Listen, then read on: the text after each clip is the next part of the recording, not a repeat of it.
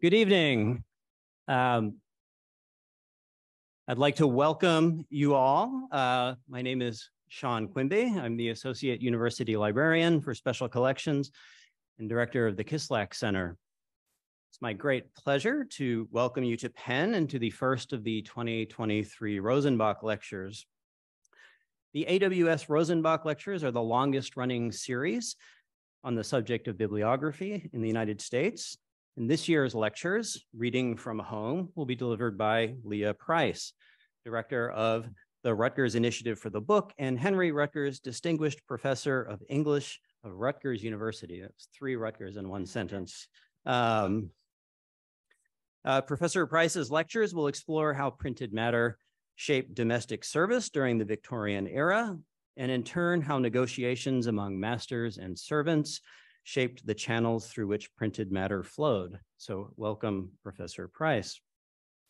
I'd like to thank my colleagues on the Rosenbach Lectures Advisory Committee, which consists of scholars, faculty, and staff from across Penn and the larger bibliographic community.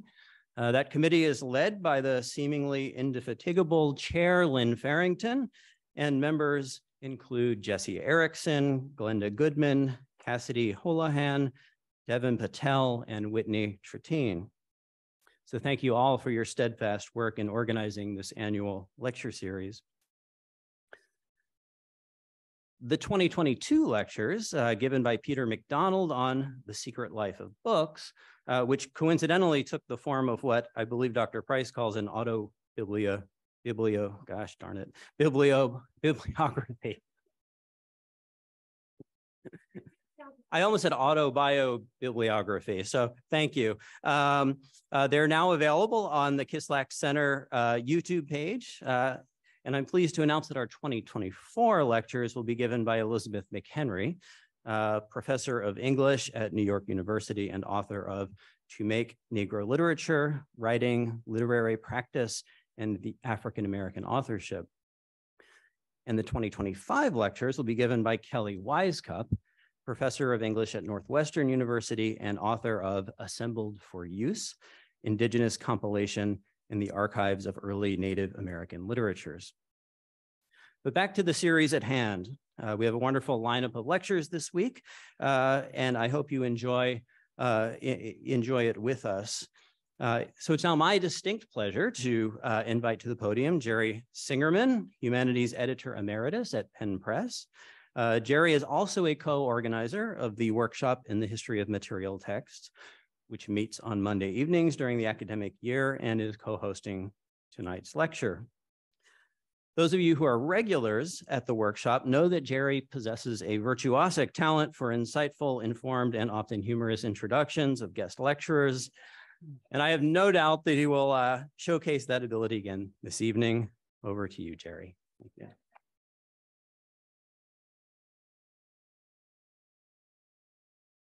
Well, I hope not to disappoint. In 1842, the British entrepreneur Charles Edward Mudie established his eponymous lending library in Upper King Street in London. In the coming decades, the library would move to larger and more prominent premises on New Oxford Street and would expand to other cities, Manchester and Birmingham, as well.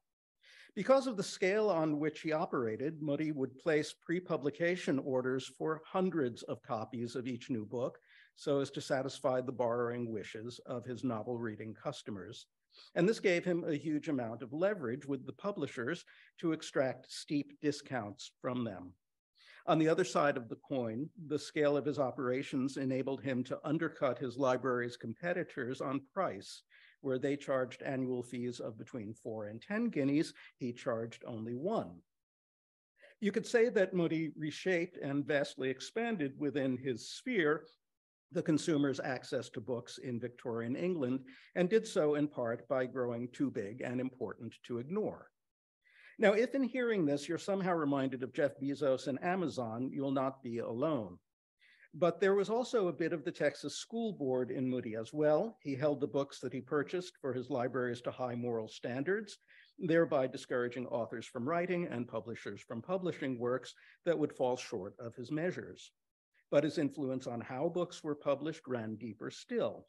As his subscribers could borrow only one physical book at a time, he's credited with steering the publishers into issuing their novels in 3-volume format, making it possible, in other words, for a single copy of Middlemarch, say, to be lent out in parts to 3 readers simultaneously. Now, why, you may ask, am I telling you all this? Charles Edward Moody was a very shrewd, even prescient figure indeed, but in at least one regard, of which I'm thinking on this, the occasion of Leah Price's first Rosenbach lecture, he seriously missed the mark.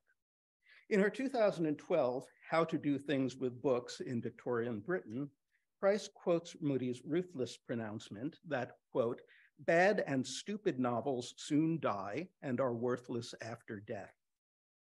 Well, as any reader of Price knows, this is patently untrue. Now, Leah Price is far too generous a critic to call any book bad or stupid outright. Suffice it to say, though, that in her work, we are as likely to come upon Gilbert Guestling, or The Story of a Hymn Book, as we are to meet David Copperfield, or to encounter, along with Jane Eyre, an apparently endless number of mediocre imitators. These books are not dead or worthless. Most Price has read them and put them to illuminating, one might say, field-shaping use. And for that, we're all deeply in her debt. There are few scholars in our own time who do more interesting things with Victorian books than Leah Price, and her Victorian corpus of literature is an expansive one. In all of her books, starting with 2000's The Anthology and the Rise of the Novel, and certainly through the just mentioned How to Do Things with Books, there'll be plenty of Charlotte Anne and Emily Bronte, Trollope and Thackeray, Dickens and Eliot. But Price never allows us to forget that these authors and their works constituted only a small part of a much larger publishing landscape of novels, religious tracts disguised as novels, periodicals, and newspapers. Price's scholarship is characterized by a seamless bringing together of the cultural, economic, sociological, and material histories of the book, of book publication, distribution, and reading, while staying ever aware that her best source material is in the books themselves, which she reads or talks about using her finely honed instruments as a literary critic. But what really is it that we talk about when we talk about books?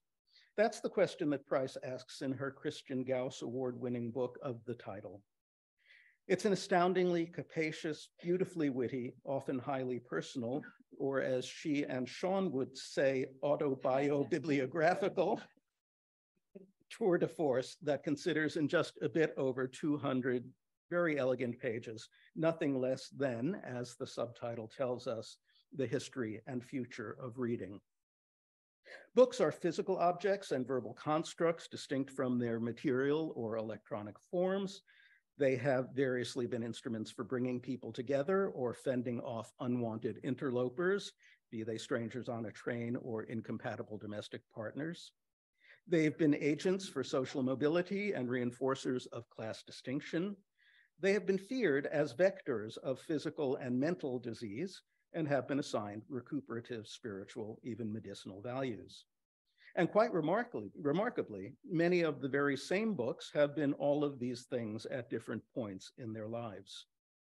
Far more temporally inclusive than her earlier books, What We Talk About is at once acutely aware of historical shifts and deeply skeptical of finding specific originary moments. If, as a book editor, I often excuse the uncertainties of the present by asserting that we were, after all, living through a period of the greatest changes to print since Gutenberg, Leah Price goes a long way to convincing us that the greatest changes to print since Gutenberg have been occurring pretty regularly, well, since Gutenberg, okay? And they've not yet reached their endpoint. To a degree, most literary scholars can only dream of, Price's writing has reached well beyond the academy, and not just through What We Talk About, which is surely the most widely read and reviewed of her books. Her essays and reviews have appeared in scholarly journals such as the PMLA, Representations, Michigan Quarterly Review, and Novel, among others, but also in the Boston Globe, the Huffington Post, London Review of Books, Times Literary Supplement, and with some frequency, the New York Times Book Review. In 2017 to 18, she held a fellowship from the National Endowment for the Humanities, designating her as a public scholar. She has, it all but goes without saying, been awarded numerous other grants and fellowships as well, including those from the Guggenheim Foundation, Columbia University Institute for Scholars, and the Stanford Humanities Center. From 2000 to 2019, Price was on the faculty of English at Harvard, where she was in turn Harvard College professor, a chair given in recognition of her teaching excellence, and the Francis Lee Higginson Professor of English. At Harvard, too, she co-chaired from 2001 on the seminar on the history of the book. In 2019, as you've heard, she moved to Rutgers, where she is the Henry Rutgers Distinguished Professor of English and founder and director of the Rutgers Initiative for the Book. She has, through it all, been a friend to our own workshop in the history of material texts here at Penn, as well as a longstanding member of the editorial board of the Material Text Book Series from the Penn Press. So it is a really great pleasure indeed to welcome Leah Price to Penn once more to deliver Reading from Home, the 2023 A.S.W. Rosenbach Lectures in Bibliography, the first installment of 3 Bibliodomesticity, Who Serve Victorian Books.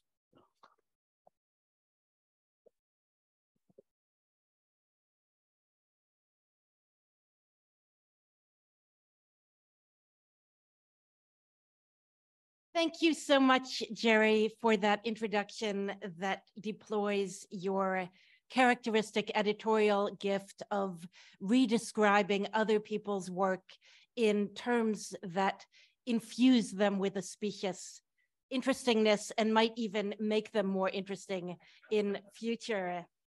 I want to thank Jerry Singerman, along with Zachary Lesser, John Pollock, and the rest of the committee, along with Lynn Farrington, for the invitation to speak in a series from which I have learned so much over the years. And it goes without saying that I would join everyone in this room for thanking Peter Stalybras for making this, this place that has been so important to our field happen, and for teaching all of us across many disciplines that books are good to think with, if I can use that word, think, in your presence, Peter, since you have polemicized against it. I would also like to thank, outside of Penn, Javiera Barrientos and Mitchell Edwards, who took some of the photographs that you will see in these slides, and Maya Silber and John Plotz for reading drafts. And I also should say that today's talk incorporates advice from Meredith McGill and from the graduate students in the seminar that we are teaching this semester, in which we're reading work by many people in this room. So I would like to thank them, along with undergraduates in my media theory course, for allowing me to show images of their work in Thursday's lecture.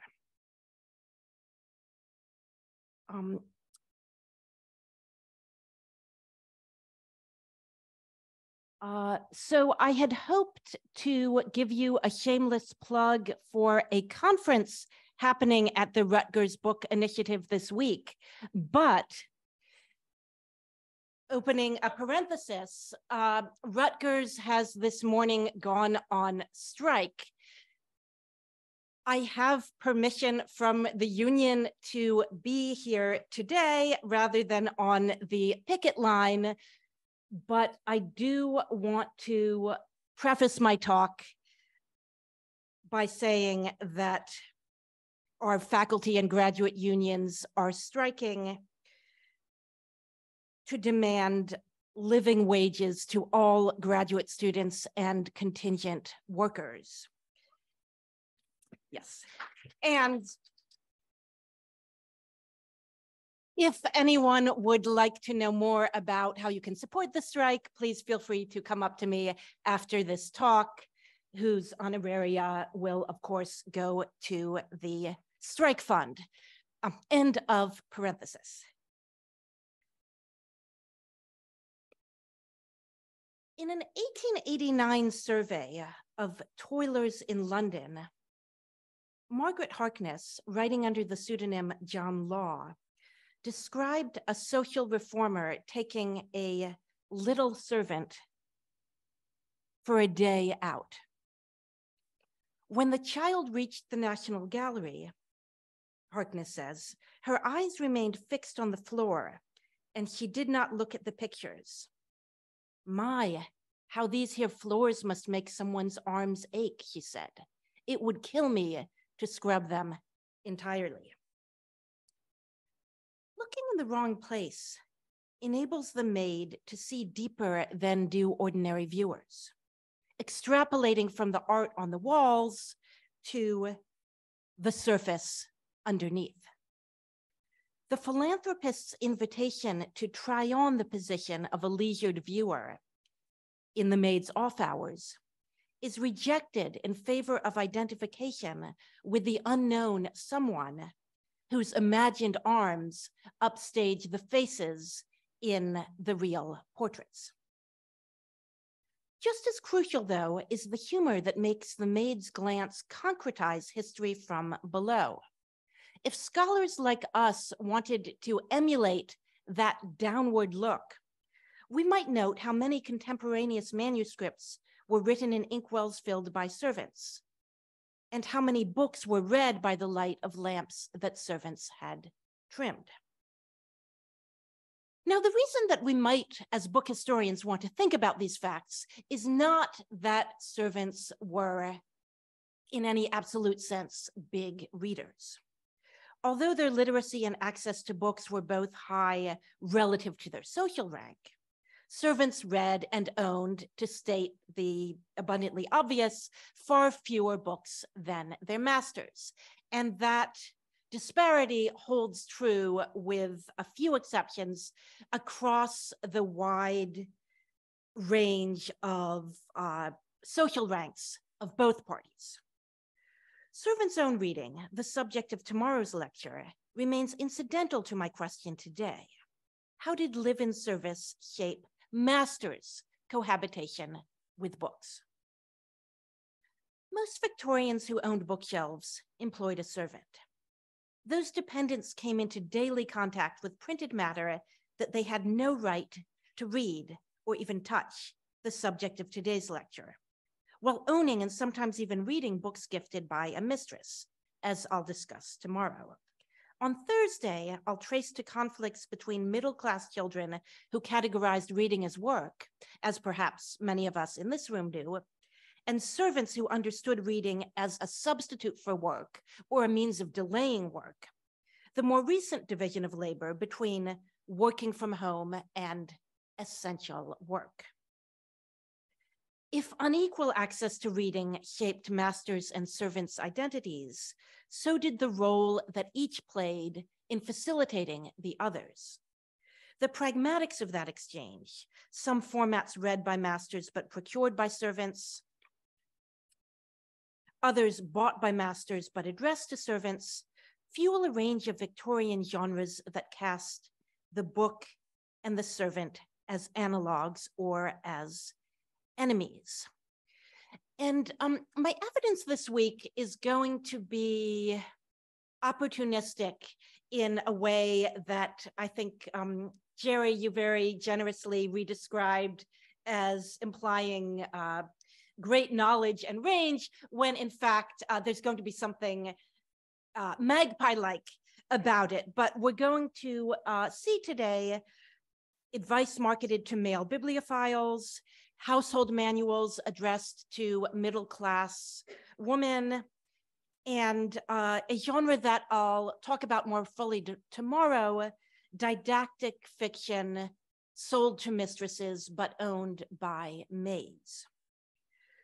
What these genres have in common is that they grapple with the care of domesticated print, by which I mean a kind of printed matter that does not inhabit better documented spaces like the school, the pub, the club, the library. That Benedict Anderson had more to say about the barbershop than about the kitchen has shortchanged what we might call short-range circulation. That is, the negotiations that channel print between groups that are bounded but still socially differentiated.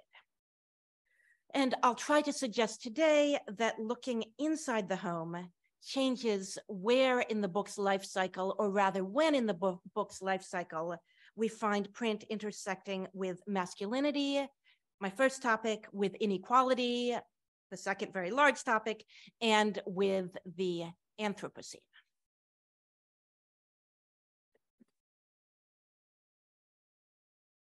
In 1974, the 60-year-old Winifred Foley responded to an appeal on the BBC Woman's Hour by sending in a handwritten memoir.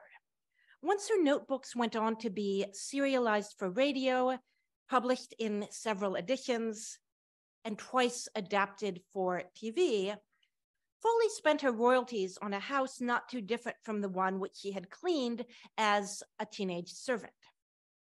Her experience can be summed up in her description of a mistress putting her in, and I quote from the memoir here, "my place on the bottom shelf."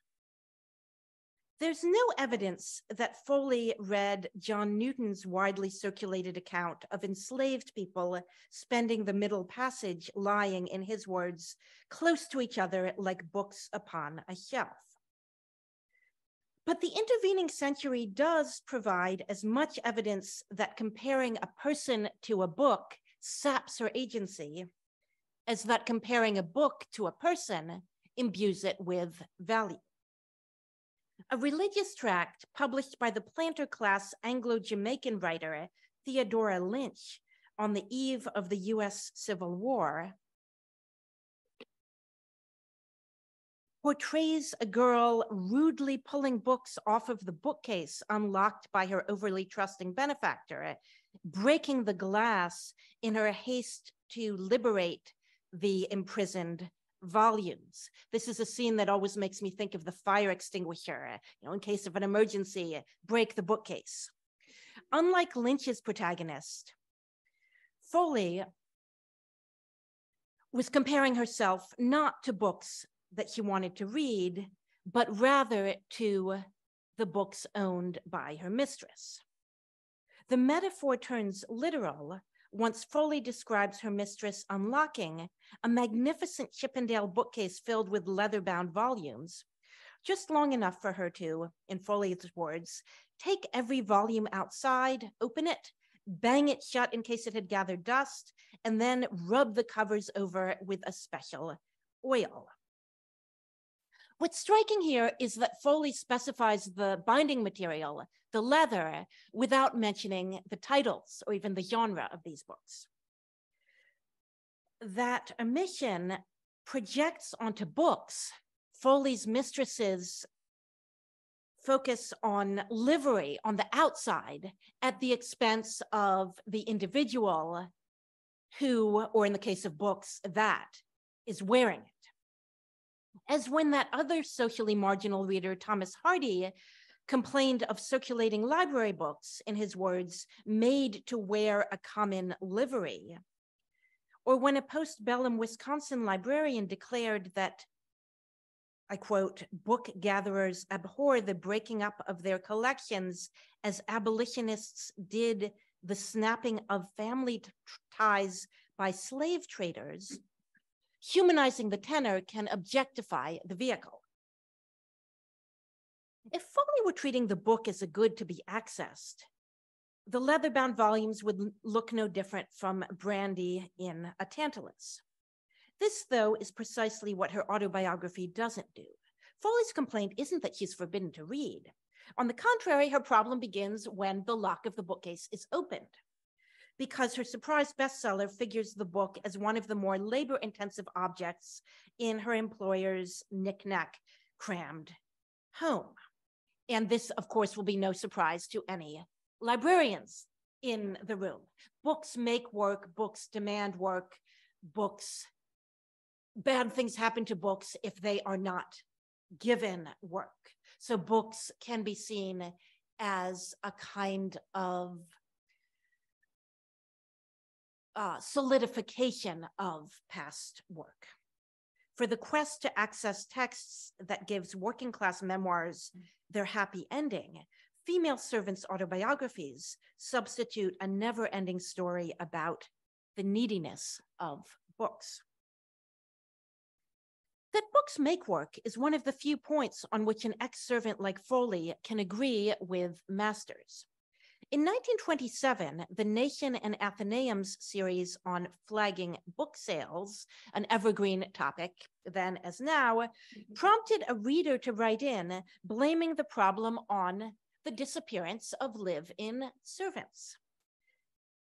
The letter ends by quoting a joke about a charwoman saying, "Thank goodness there will be no books in heaven."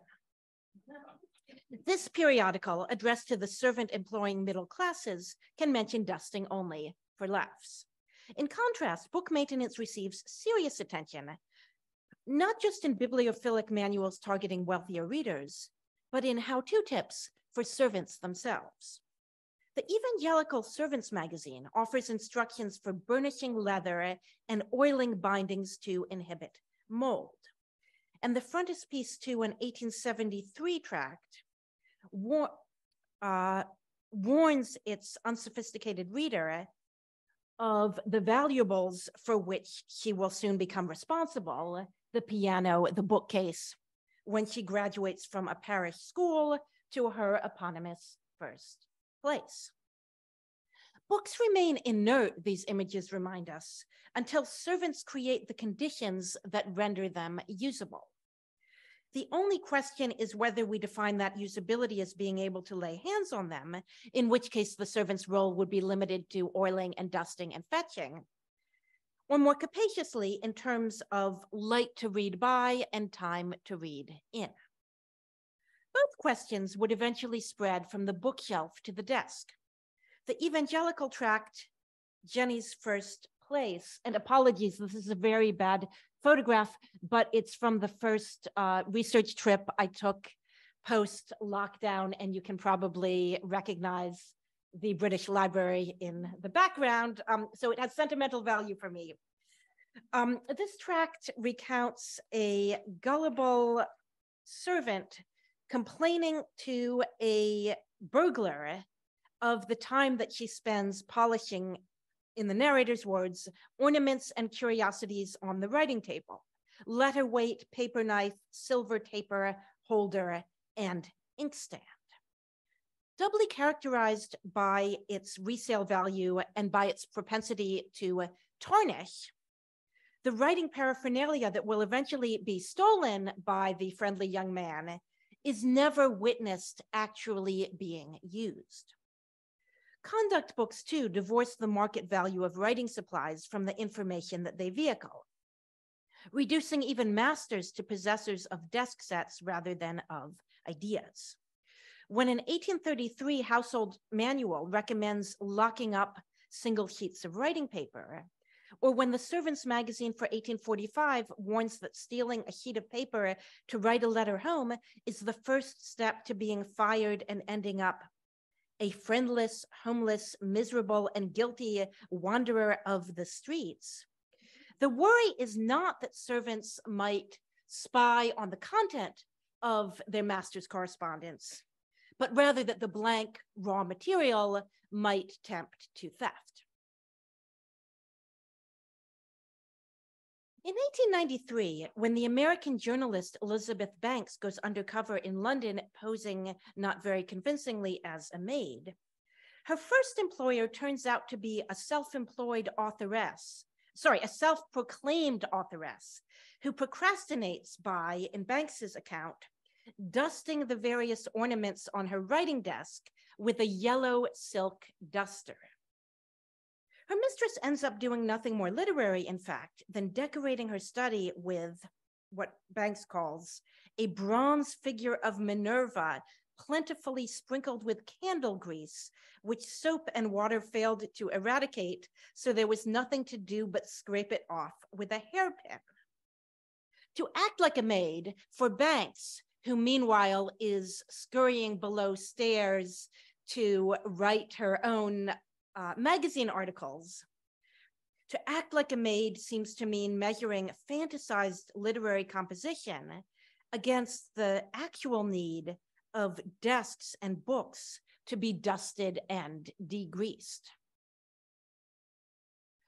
Whether in the ink-making instructions that the Servants magazine still features at mid-century, or in an 1883 Servants manual's reminder that the inkstand should always be filled with fresh ink, the blotting book replenished.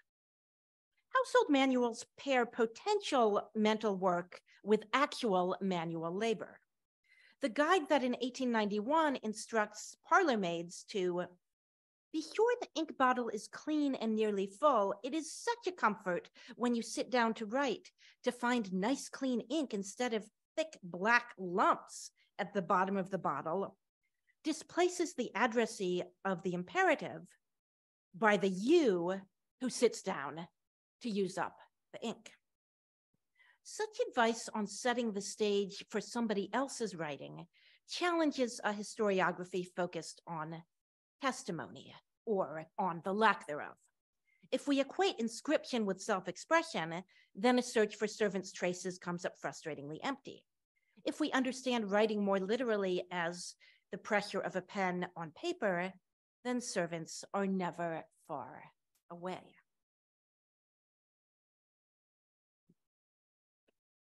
One explanation for this reductive materialism might be that servants formed the last holdouts against a modernity where, as I argued in How to Do Things with Books in Victorian Britain, which Jerry mentioned, new laws and pricing structures severed the text from its physical instantiations. Support for Victorian masters' own investment in that claim might come from the genre of comedy that shows servants miscategorizing masters' brainwork as manual labor. An 1893 joke describes an Irish servant caught lighting the fire with papers from his literary master's desk, defending himself by explaining that he's burnt, and I quote, though I won't do the voice, just the old ones that were scribbled all over. Sure, I haven't touched the clean paper. In the master's hands, a blank page would signify writer's block. In the servants, a job well done. Jonathan Senchen has identified antebellum American print shops as a site where the contrast between clean white pages and dirty black ink stands for the racialization of the persons handling them.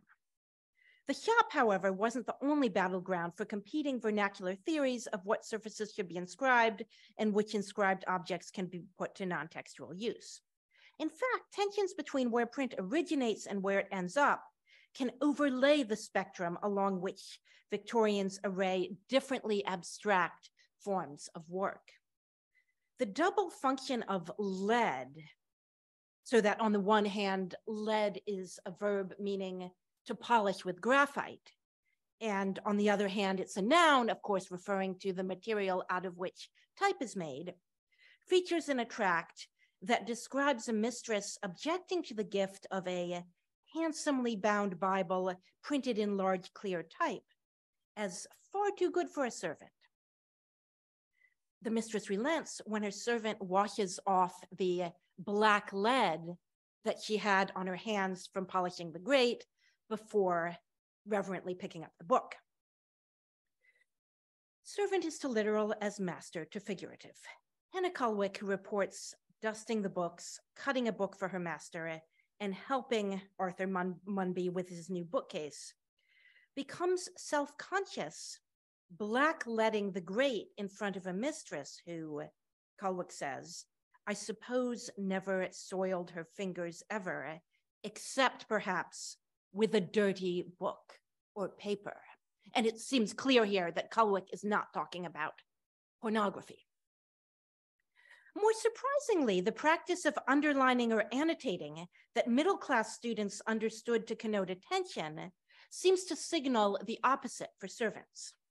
Sarah Trimmer's interminably reprinted 1814 manual, The Servant's Friend, insists that every book must be kept from scrawls and dogs' ears, and that no ink is to be wantonly spilt.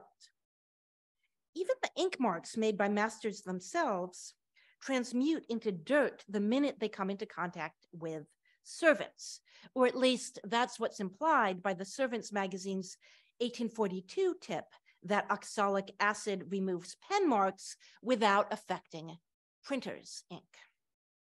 Once the servant is tasked with restoring the divide between print and handwriting, even the master is contaminated by servant's distinction between clean and dirty papers.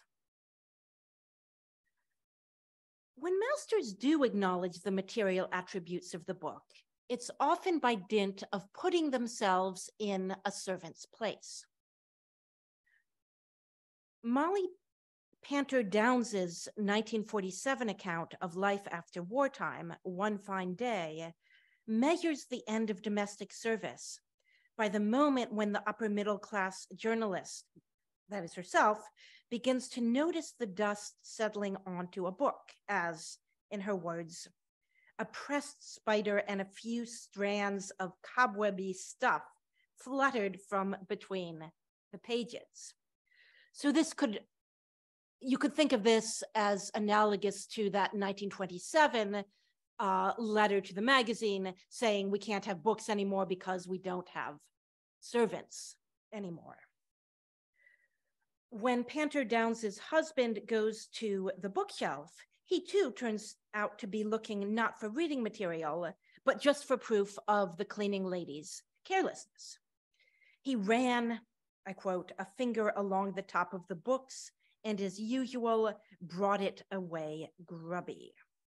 So books seem to embody here, almost like fossils, the quantity of labor that could have been commanded by an upper middle class journalist a generation earlier and no longer can.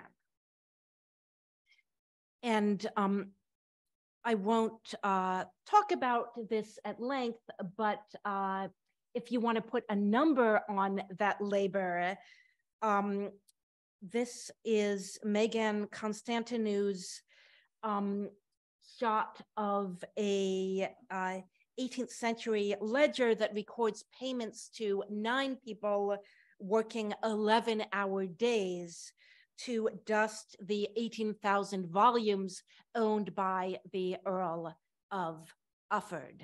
Again, probably not a surprise to librarians in this room. Books' dependence on servants' labor makes it ironic that, as Lillian Pettingill, a self-described college woman who worked briefly as a maid, complains, early public libraries forbade servants to borrow books unless they had a note from an employer. The rationale that Pettingill received when she protested was that, in her words, a servant very likely wouldn't know how to take care of a book. So far, I've followed my sources practice of defining master, sometimes by contradistinction to servant, and at other times by contradistinction to mistress. That narrower sense, that second sense, places the master at a double remove from the servants mediated by a wife or a landlady. For those female employers, the servant's bookshelf dusting and binding oiling concretizes the fuzzier task of freeing up time to read. Elizabeth Banks, the investigative journalist whom we just encountered posing as a maid, makes physical labor a counterweight to reading. When she tires her legs and her lungs, climbing 5 flights of stairs in a London townhouse to answer a bell rung by, in her words, the lady of the house who sat reading a magazine. The conspicuous leisure signaled by a woman sitting or lying with a book while standing figures clean in the background survives into the 20th century. And the only difference, you could say, is that in this 1910 advertisement, a washing machine replaces the laundress whose presence might have called attention to the dry hands needed to turn the pages. In fact, reading time distinguishes not just servant from mistress, but footman from butler, who, according to one 1859 manual, delegates his work to underlings in order to sit in his pantry all the morning, reading the paper or some favorite book from his club. When the naive young heroine of an 1878 tract wonders whether the housekeeper's room with, in her words, armchairs and bookshelves and pictures really could be a servant's room, chairs join books as markers of difference both from servants and among them. All of us in this room know that the presence of servants can throw into relief the privilege of getting lost in a book, because we all know, thanks to Robert Darnton, the scene in which a footman jolts a lady from her reading of La Nouvelle Héloïse by reminding her that her carriage is waiting and she needs to stop. Where conduct literature addressing men defines the mental effort of reading in muscular or even athletic metaphors, emphasizing how hard it is to read, tracts addressed to female servants join household manuals addressed to mistresses in making the labor of cleaning a foil to the languor occasioned by books. Some household guides demarcate mental from manual work by representing readers hating servants. This would be an 1853 how-to book that qualifies spring cleaning instructions by acknowledging that a literary man would rather have a lion let loose upon him than a cleanly housemaid. Others instead accuse servants of hating books, as when an 1889 essay on Anglo-Indian housekeeping complains of the hamal, the manservant, whose ravages involve, at best, banging books with the duster, at worst, taking each book out and caressing it on both sides, replacing it upside down, and putting a different volume of each work onto shelves. Given how few servants can read the English spines, masters in this Anglo-Indian manual are advised to explain that the gold writing on the back of these books should always be uppermost. So that comically reductive description shunts an awareness of the value of the raw materials, the gold, onto the native servant. That racialized difference returns as a metaphor in a turn-of-the-century roundtable of female celebrities whom the mid-priced magazine, The Ladies' Realm, invited to opine on the domestic servant difficulty. The Countess of Malmesbury addresses her female readers as intermediaries between their maid and their husband, comparing the Eastern question to a politician's attempt to save his home office from fire and sword, or at least what is just as bad to him, housemaid and duster among his papers. So the mock heroic translates class difference and gender difference into geopolitical difference, as if the household were a microcosm of the empire. We find such hyperbole whenever these texts take books to exemplify the, of course, numberless objects that give power differentials a concrete form. Panter Downs, for example, represents her husband's books as the trigger that turns her charwoman's care into aggression, as the cleaner banged the books untidily stacked beside her master's bedside, as though she would have liked to shake the nasty man-made life out of their covers. And man-made seems to be very literally gendered there. That said, there's one thing that male bibliophiles and female housekeepers and servants seem to agree on, which is that these two domains do not mix. Many people in this room will know William Blades's 1896, The Enemies of Books, beware the Ides of March, when your help will spring clean by piling books high for dusting, and her notions of the center of gravity are not accurate. Many people in this room will also know from your own time and place areas, and I would be interested to hear from others in the discussion period, how far back we can trace precursors to the treadmill-equipped man cave of a certain version of working from home. But for my period, for the 19th century, it seems clear that one of its predecessors is the smoking room, even if it's hard not to be horrified by one 1902 interior decorator's advice that books and tobacco seem somehow to go together. So bookshelves function here as exceptions to the domestic rule. And one measure of that is that as soon as books are mentioned, complaints about servants' lack of zeal gives way to complaint about their excessive zeal. An 1853 manual, Common Sense for Housemaids by a lady, explains that a housemaid should never exercise her own taste in arranging books in a gentleman's study.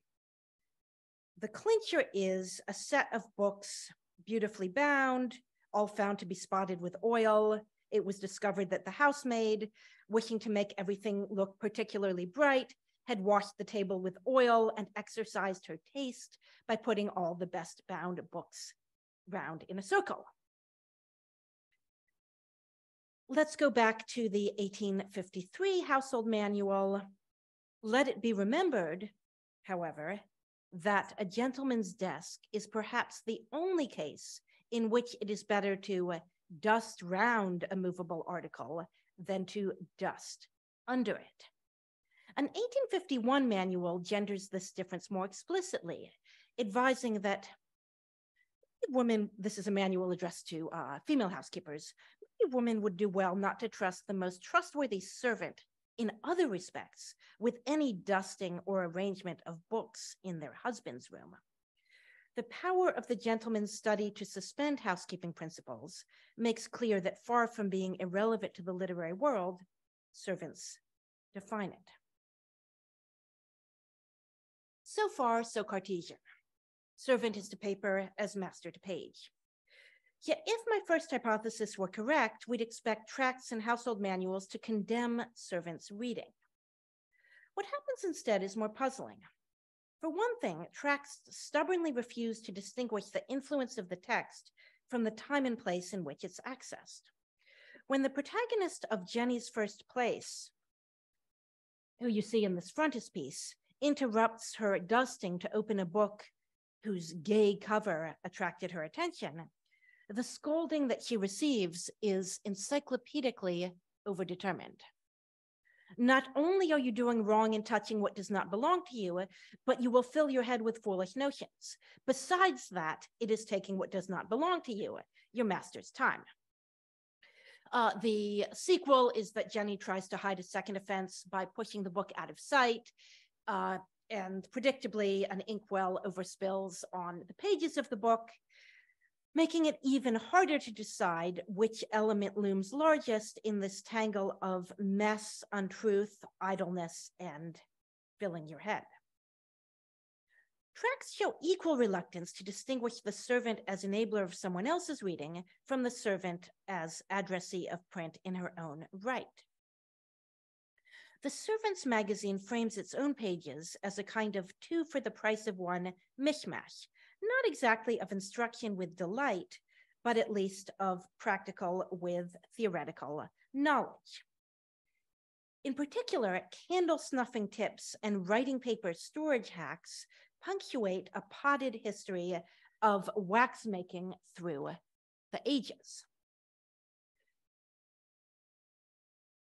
These compendia of historical factoids which can also be found in the Footman's Directory, of which I don't have a slide, but it devotes 5 pages each to tips for trimming lamps and cleaning candles, all ornamented with a kind of bullet-pointed historical timeline of successive lighting technologies. These compendia of historical factoids encourage the servant to situate her master's reading within a narrative of modernization, from which her own reading is excluded, since these books and magazines would have been read by the smelly glow of a tallow candle.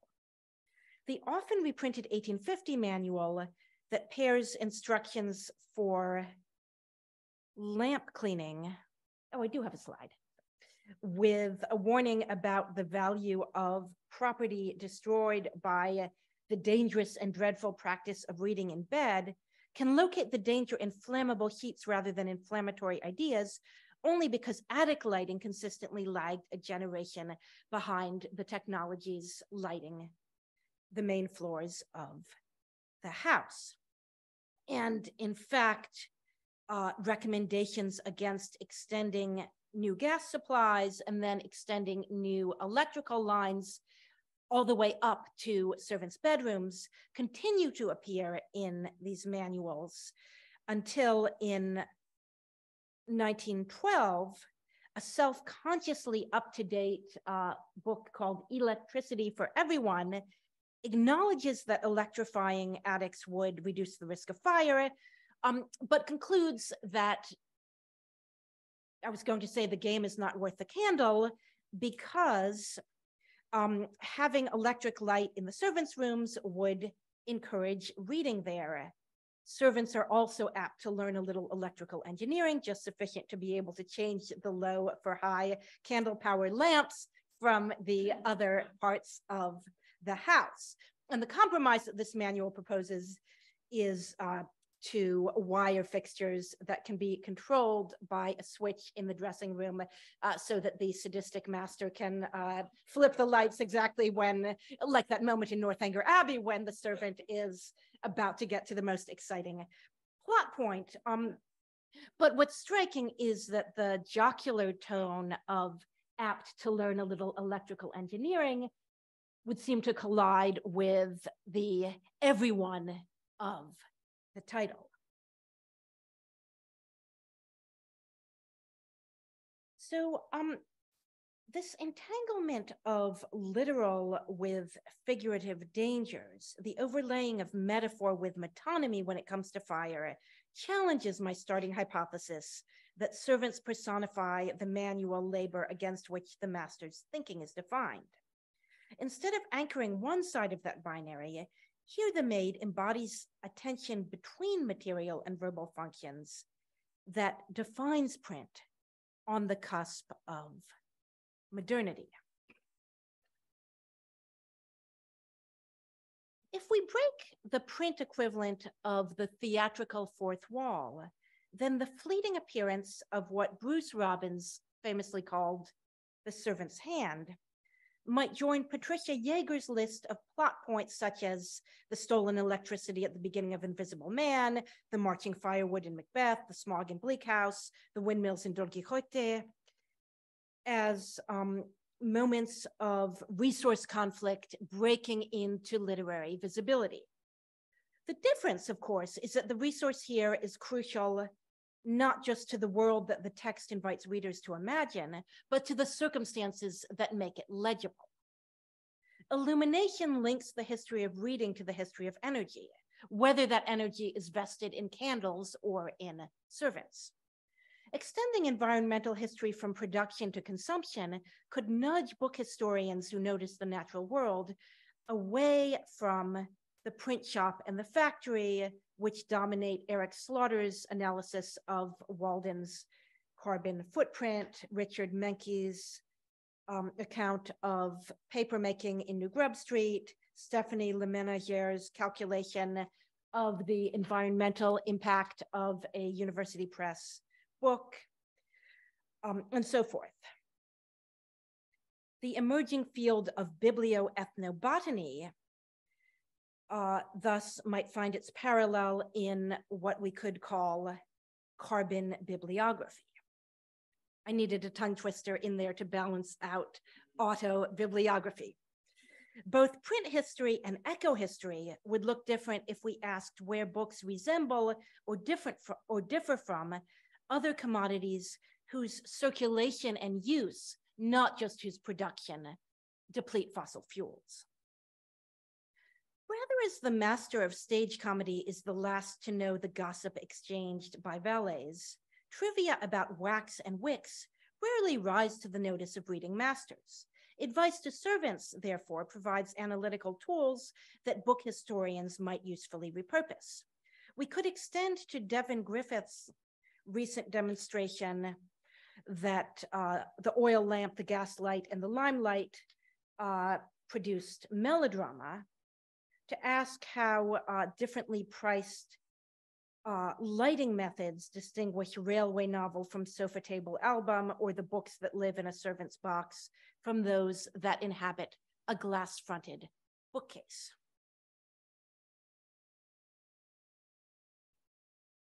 Like many book historical arguments whose practitioners hail from disciplines invested in textual interpretation, which is probably most, though not all of us in this room, the claims that I've just made depend on juxtaposing the conditions under which books were used with the thematic motifs that their contents establish. Pairing household manuals addressed to masters with tract fiction addressed to servants should not, however, obscure a basic asymmetry. You hardly need to be told that the representation of servants' labor that suffuses tracts, largely because, for reasons that I'll explain tomorrow, Victorian print for servants tends also to be about servants, remains anomalous in household manuals addressed to masters. The occasional mentions of fetching and dusting that I've just quoted are cherry-picked, as you probably guessed, out of a mass of middle-class addressed books that take for granted the labor that makes them legible. Texts that address working-class readers in this period are likelier to acknowledge the candle lighting and trimming that brings their print into focus. Where triple-deckers use a daughter's reading aloud as shorthand for filial piety, downmarket stories uncover the labor behind silent reading, as in an 1847 magazine story that describes the father of a girl who has left home for service, struggling to make out the dim print, wondering why the candle waxed dim, and then remembering that the hand which trimmed it was away, put down the book and stop reading. And this is for me a very resonant moment because it's one of the few moments in fiction where you find the labor that makes the page visible acknowledged. I would be eager to hear other such instances in the discussion period if people have ideas. So we're back to literalization, not the metaphorical mirror and the lamp, but the lamp as a literal object powered by literal human and natural resources. Extending our gaze from desk and press to shelf and coffee table could match book historians' long-standing interest in the socioeconomic diversity of the labor required to produce books, which is in some ways where our entire field started, or at least where the bibliographical wing of our field started, with an exploration of the unevenly visible labor needed to keep them useful. In making the product evidence of process, bibliographers have long reconstructed a set of human producers that stretches further down the social scale than author-centered literary or intellectual histories allow. More recently, expanding the range of activities that count as bookmaking has allowed historians to recognize more actors. I'm thinking here of work like Kate Coker's discussion of women's role in cleaning excrement and menstrual blood from rags used in papermaking, or the Jonathan Senchen work that I already mentioned, reconstructing traces left by enslaved print workers, which drills down to the material form of white authored print rather than outward to recovering new texts. I'm thinking here too of Jordan Wingate's search for antebellum enslaved pressmen, or of John Garcia's reconstruction of sometimes illiterate African Americans' role in the industry, which he takes to include activities as apparently peripheral as paving the sidewalk outside a printer's shop. So we're back in that work to glancing downward at the floor. Where these writers stretch the spatial and occupational definition of production, I've tried to extend the temporal boundaries of consumption. Tracing which social categories come to the fore at different moments of the book's life cycle would require extending the attention lavished on compositor B to the Enlightenment library attendants whom Marcus Krajewski describes stoking the fire, or closer to our time, to the coal stokers recalled in Sharon Washington's 2016 autobiographical play about her father's work as a New York Public Library custodian. Descriptive bibliography has taught us to mine printed artifacts for evidence of the division of labor. But because making forms only the first stage of the book's life cycle, that negotiation prefigures a longer series of unequal collaborations among the different parties involved in its circulation.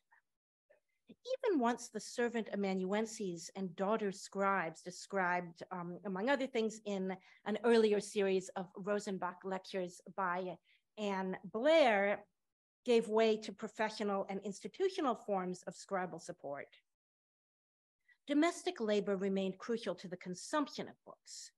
Stretching from print shop to drawing room, what Adrian Johns calls the worlds of work that converge in the book, might answer Stephen Jackson's call to shift away from preoccupations with novelty and back to the centrality of maintenance and repair.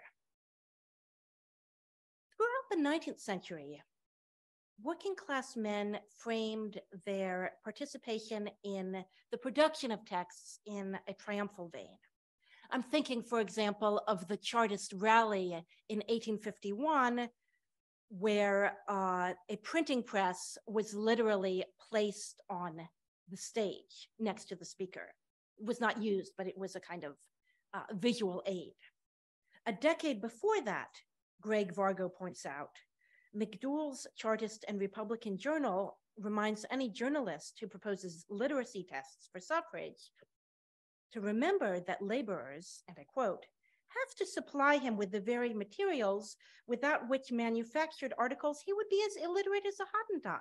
The papermakers supply one medium of communicative instruction, the type founders another, the compositors a third, the bookbinders a fourth.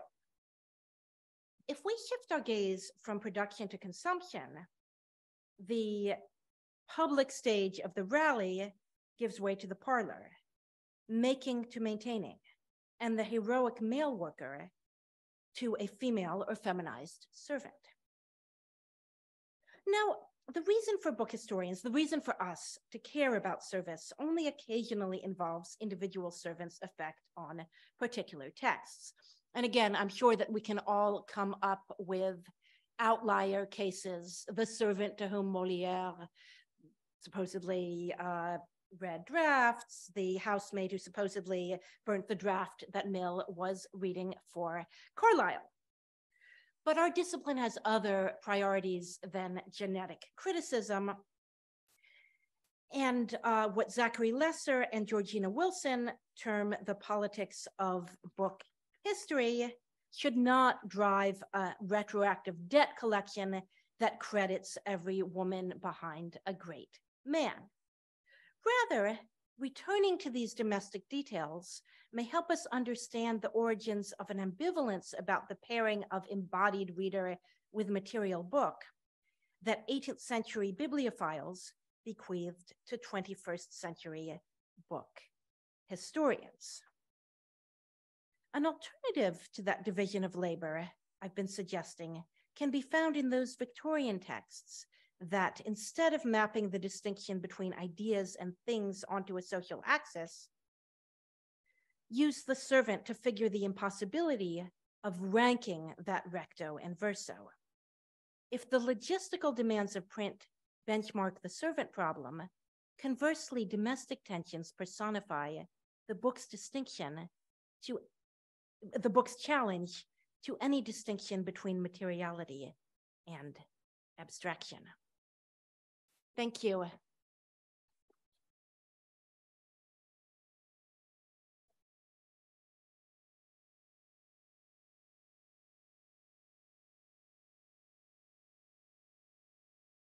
Would we start with questions in the room? Yes, let's start with questions in the room. I think John has Mike if you have a question. Hello, thank you for a wonderful first talk. My question is about whether there's any evidence in the, these domestic manuals themselves and surviving copies about how they might have been used. I mean, it seems like a sort of needle in a haystack thing, but I mean, passages underlined, notes in the margins. I mean, whether there's, though, I mean, maybe those copies don't survive because whatever, and the copies we do have are clean copies. But I mean, is that a possibility of accessing how these domestic manuals were actually regarded and used on a day-to-day basis? And then also, perhaps if that's not possible, I mean, the kind of the print runs of some of these, I mean, which were the more successful ones versus ones that were sort of niche and nobody ever referred to versus ones that everybody knew? Yes, so without giving a spoiler for tomorrow's lecture, the short answer to your question is that there is zilch, there is nothing, and there are no annotations. And you might speculate that this is because domestic servants either were not schooled in creating marginal annotations, and on the contrary, as we saw in that quotation from Sarah Trimmer, in a sense, the more schooled they are, the more they've been taught not to write in books, not to wantonly spill ink. But I don't think that that's the only explanation, because you do very occasionally, yes, in that needle in a haystack way, find a Bible or an almanac or some other book owned by a servant that does have writing in it. So it would seem the variable would seem to be the content rather than the user. We do find extremely extensive marks in these books, but they're not in the text block. They're always in the paste down, because you get these very flowery inscriptions by mistresses. These books are gifts. They're either a reward from a parish school, or they're a gift from a mistress or from a patroness to somebody who's about to go to service. And so you've got writing galore in the paste down, sometimes on a reward sticker, sometimes on the paste down itself. In the few cases where I've found a servant's, what appears to be the servant's own handwriting, they are actually copying what the mistress wrote. So it's this very disturbing kind of ventriloquism where, unlike the middle-class child who writes in their book, as in that great inscription that Heather Jackson quotes, steal not this book for fear of life, the owner has a big jackknife. They're not writing that. They are writing to their name from the mistress, because they are learning their letters by copying the words. So they're addressing themselves in the second person, which seems like a very creepy kind of alienation, which again suggests that the book is not acting as a source of selfhood. It's not that it's not that receiving the gift of a book elevates them to the status of a book owner and a member of the Republic of Letters. If anything, it's the reverse.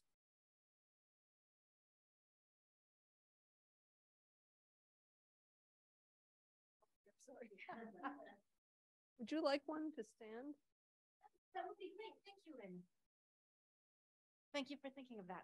My question has to do with not so much the library, but say the kitchen and books in the kitchen, and whether mistresses at this point in time are giving cookbooks to their kitchen staff to use. And I was just wondering, you know, that's a different kind of giving with a very concrete idea behind it of, you know, creating meals or things of this nature. But there's a lot of books around this being published at the time. And I was just wondering, to what extent do you have a sense of how much of that was being gifted, or, I mean, it's not even really gifted, but passed to the servant to use? That's a really interesting question. And my answer is going to be that I don't know, because very early on in this project, I decided to draw a firewall between cookbooks and everything else. It killed me to do that because cookbooks, as you know, are extremely, in fact, I think they're atypically interesting for anyone who's looking for signs of use. I mean, cookbooks do have signs of use galore, but the more tracts and household manuals I read, the more it seemed to me that cookbooks mark one pole, which involves practical knowledge, instrumental knowledge. And in that sense, they seem to me to be generically more similar to navigational manuals or ready reckoners, or for some purposes, almanacs. Whereas the striking thing about tracts is that they are not aiming to impart a skill set. Whether they are fictional or expository, their concern is not a lack of how-to.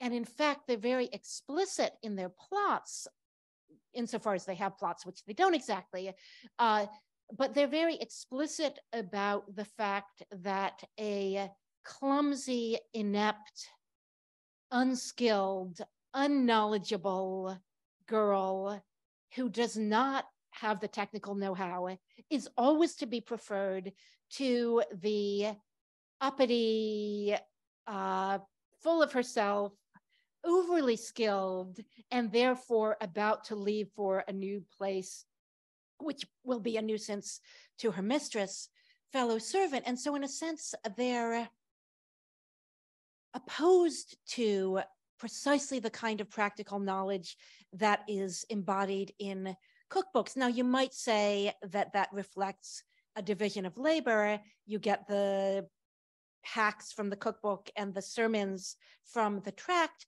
but I don't think it's that simple, because the Servants Magazine, which I mentioned a few times, and the Footman's Manual and a few other of the domestic manuals have that kind of two for the price of one structure, where you get the how-to tips interspersed with a little scripture knowledge about the cockroach.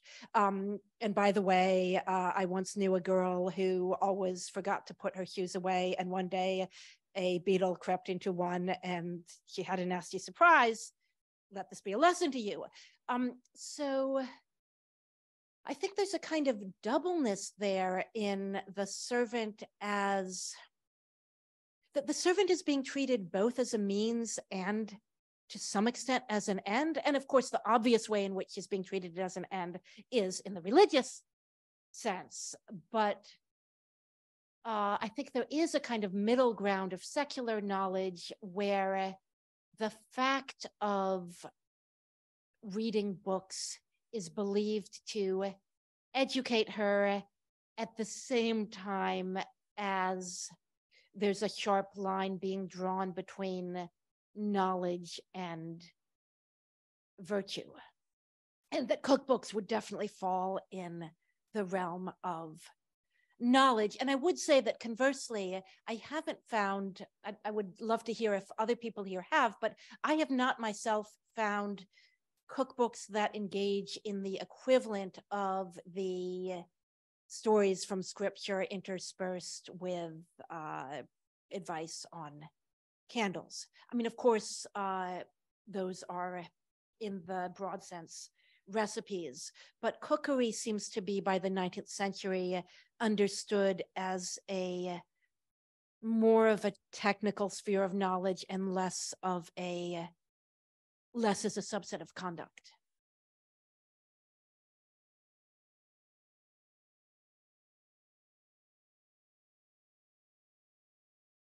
Hi, can you, I want to go back to the moment where you described the maids as learning there's this chemical you can use and it will remove writing ink from the page, not printer's ink, and describe a little bit more under what circumstances are maids cleaning writing ink from books? I mean, it can't just be like they're spilling so many pots of ink that this is a thing. So really what I'm asking is, are they actually sort of like caretaking of books in that 19th century way of cleaning books?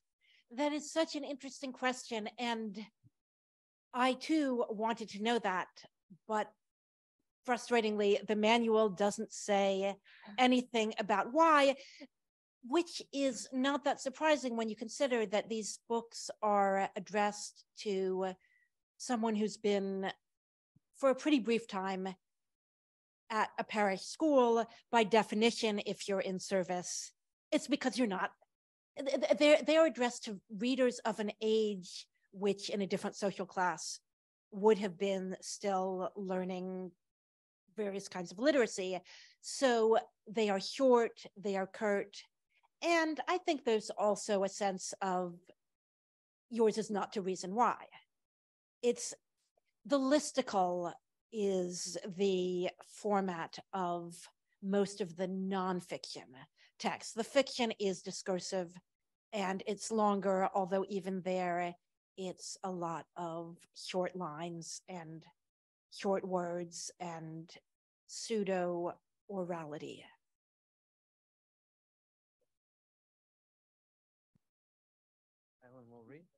All right, so question from the Q&A online. I'm thinking of the House of Mirth, how the heroine was amazed at the library she first encountered in the beginning of the book. She was an upper-class woman who was amazed at the books she encountered. So the question is, what's the thought behind women and men and the different access to books? Interesting. So how would you cross the the class difference with the gender difference? Does anyone remember the title of a book that came out just under a decade ago about women in the reading room of the British Library?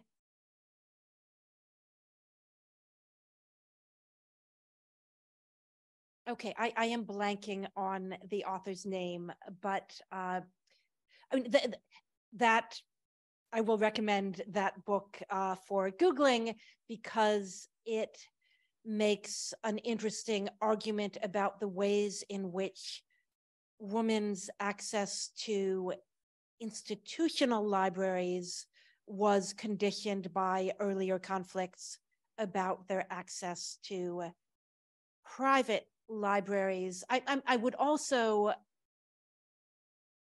recommend a piece by Barbara Benedict from actually, I think, almost 20 years ago on the library in Pride and Prejudice. Essentially, why does Mr. Bennet always retreat into the library whenever any of his silly daughters or his silly wife are trying to have a conversation with him? It is because, as he says, to one of them at one point. If there are any Jainites in the audience, please yell out the exact line, but he says something like, this is the one room in this house to which folly and conceit may not follow me, and goes in and slams the door shut. So there's a sense of, I mean, if you think about what else is in a gentleman's study, it's books, it's guns, it's whips, it's tobacco, it's all the man cave stuff. And so, yes, I don't know how much that prohibition is about the actual books and how much it's about the kind of arbitrary distinction between the feminized drawing room and the masculinized study, but certainly the books are coming along for the ride. Thank you. That was really great, and I love your opening reading of the scene in the National Gallery, which you read very, I guess I would call it like a sympathetic reading, where you sort of inhabit the mind of this young maid, to say that she is kind of refusing the acculturation that the guy's sort of trying to provide her. I guess, I mean, a more suspicious reading would be that, like the stories about, the servants putting the books back in upside down, this is a kind of know your place story that, of course she couldn't understand what to look at. And servants are only ever focused on cleaning, because that's what they do. And so there's so much, so there was a lot of evidence like that that associate, obviously written by upper class, to associate servants, particularly around books. And there's such a long history around books and writing of, comic aggression, to say that certain people can't understand them. And the way they can understand them is to treat them as objects like any other object, rather than as carriers of meaning. But then you have all the evidence of, what do you do if you catch your servant reading one of your books? Make sure your servants don't go into your study and look at your books. Even like how to handle the electrical wiring of your house so your servants aren't reading too many books. So I'm curious to hear more about, I mean, I'm still left, and this is probably coming, so you don't have to give me any spoilers, but I'm still wondering, like, how often did servants actually go into the study and read some of those books, And maybe there's no marginalia on the servants' magazine or the other books that the mistress or the master give them, because, I mean, those are terrible books. Like, they don't want to read they don't want to read those books, right? They want to read other books. So, so maybe we're looking in the wrong place for servants' marginalia. In other words, like, it's not going to be in the servants' magazine or the books that they had in their rooms, but it might be in other places. I don't know how you would look for that. But. No, I think that's a crucial distinction, and I don't think we would find marginalia in the situations that you're describing either, but for the opposite reason, which is just that if you're sneaking a peek, you're not going to pull out a writing desk and start, a la Joe Orden, graffitiing your master's books. But I think, and to come back to the gender question that was asked on the Zoom from a different angle,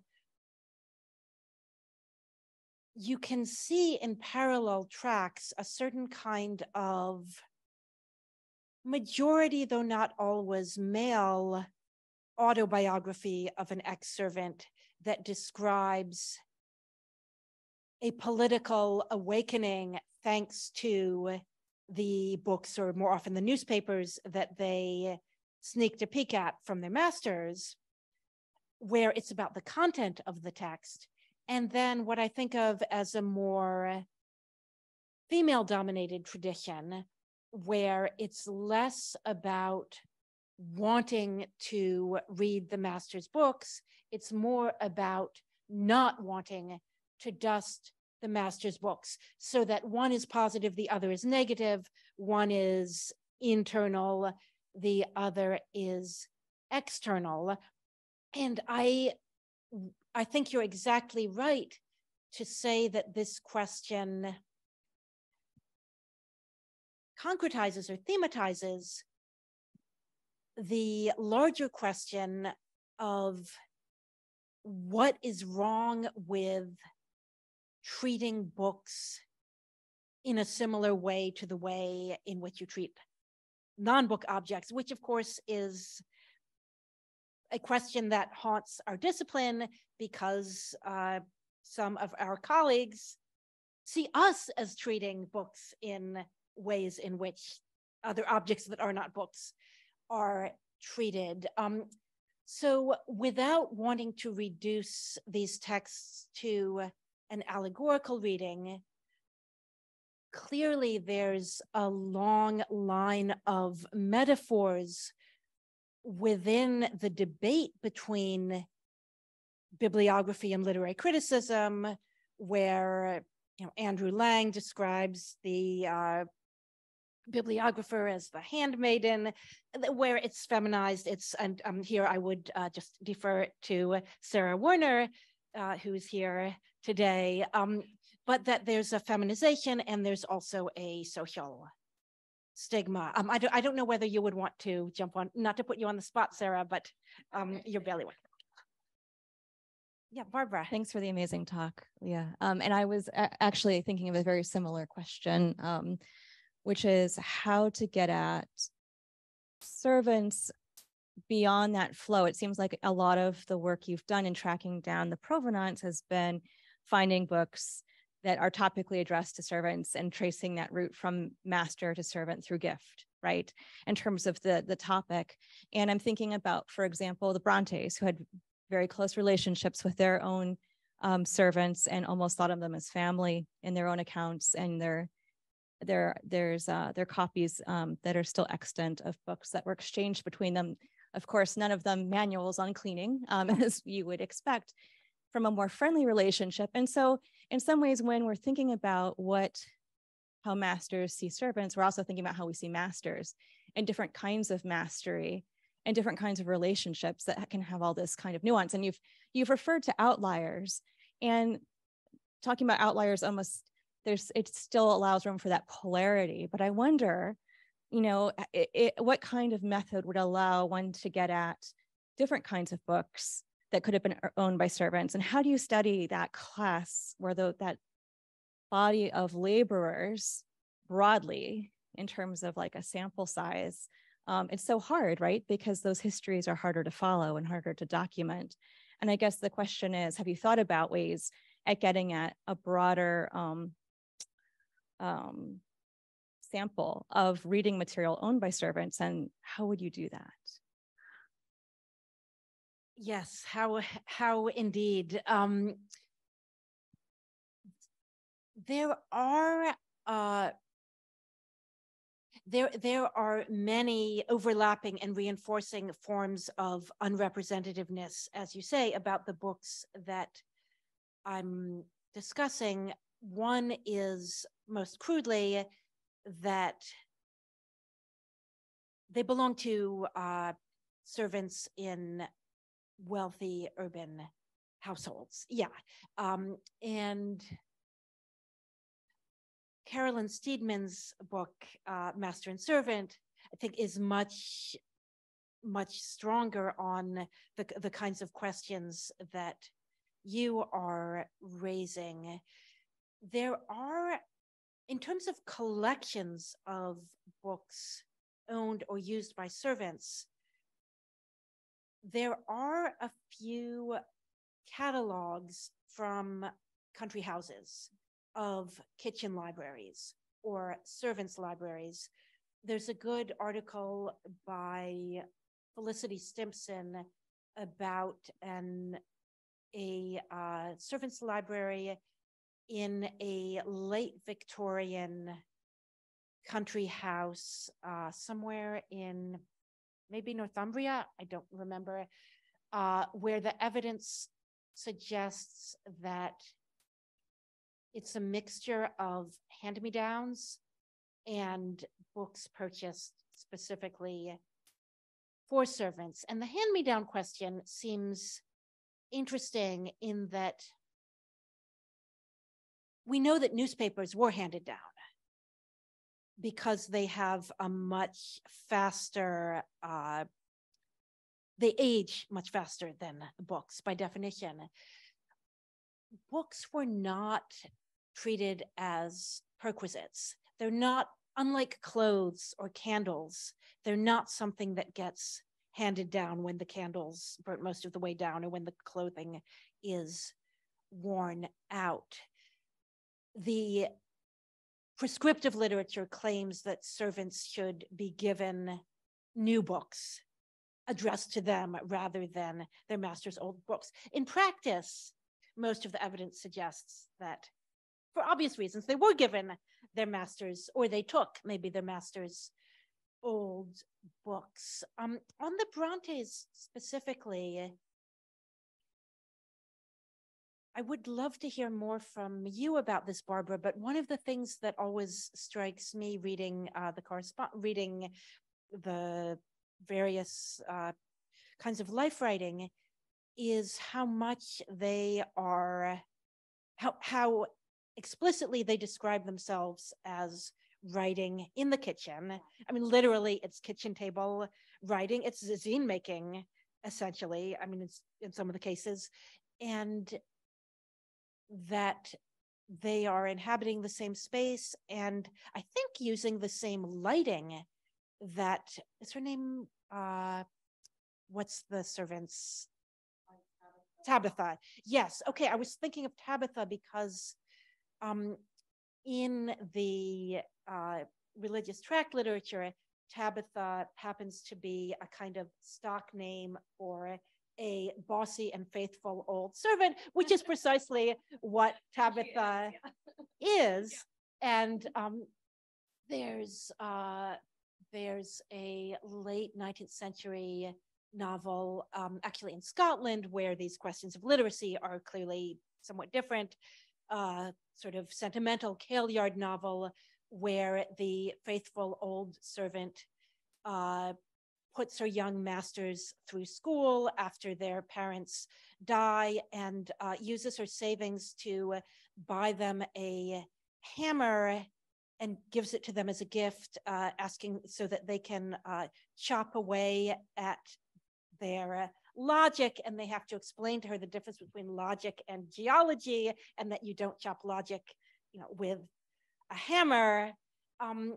So yeah, that I think that though in that trope of the faithful old servant, the faithfulness goes with, again, coming back to the distinction between virtue and knowledge, the faithful servant, old servant, is less likely to be literate than the average servant.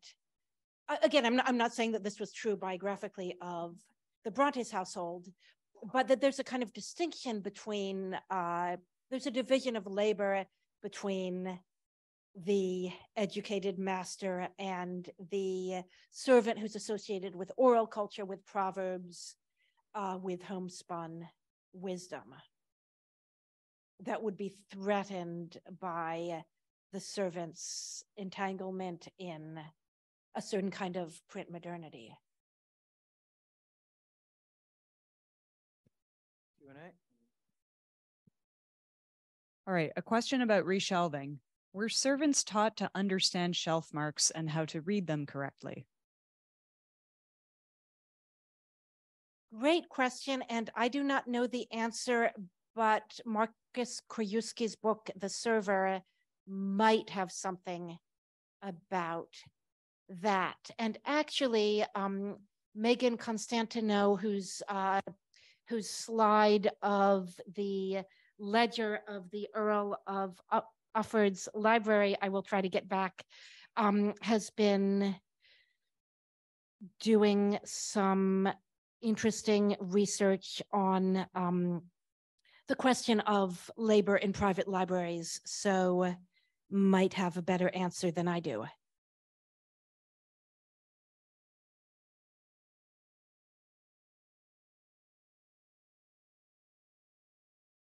But again, I think that would vary by kind of household, which in turn would correlate with size of library and size of staff. Sorry, not finding it.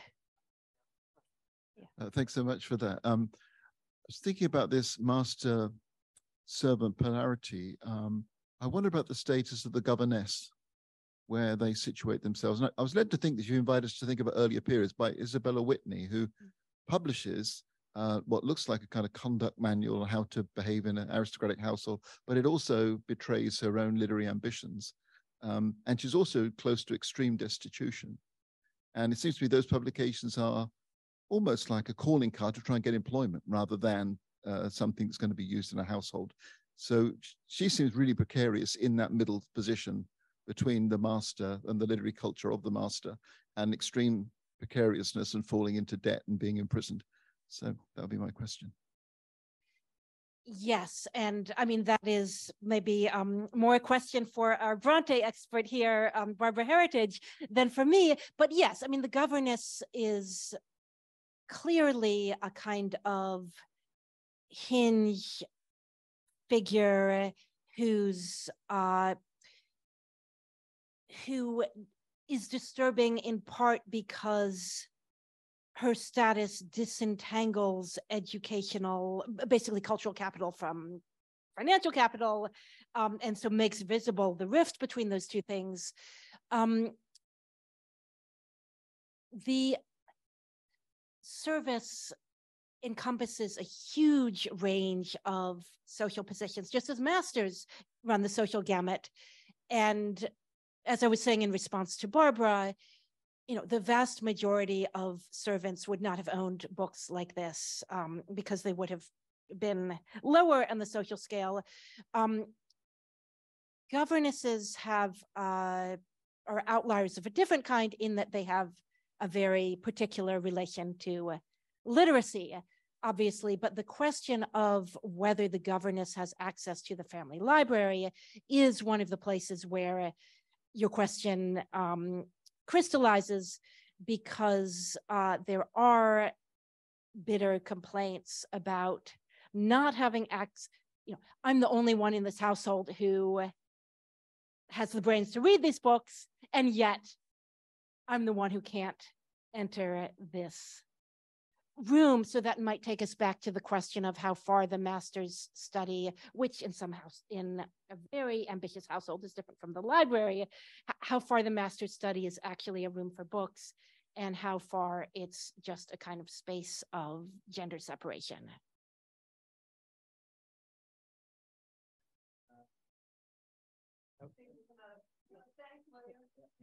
Thank you.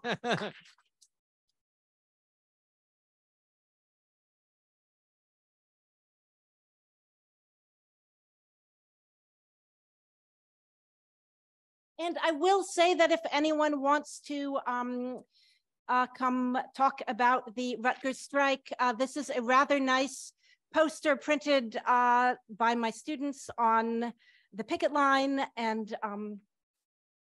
feel free. And just a preview of coming attractions. Leah will be lecturing tomorrow night, same time, same place.